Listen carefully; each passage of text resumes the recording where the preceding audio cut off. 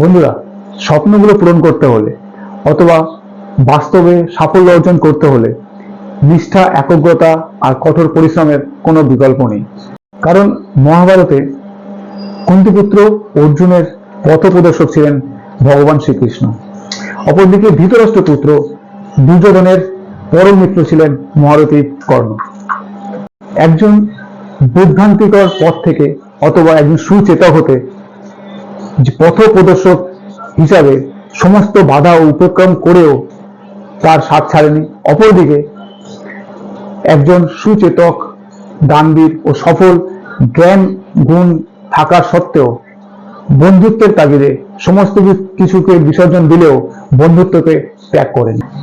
এই দুটি দৃষ্টান্ত আজ সমাজে বিরল।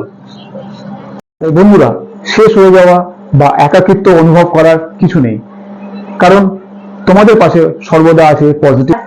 আমি সঞ্জিত, আমার পজিটিভ ওয়ার্ল্ড চ্যানেলে আপনাদের সকলকে স্বাগত। বন্ধুরা, এটা ছিল আমার ফার্স্ট ব্লগ।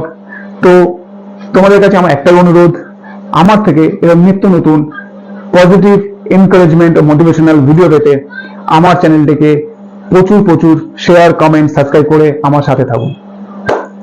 বন্ধুরা, পিপলকে তাই জানাতে হয় না মিষ্টি কোথা রাখা আছে।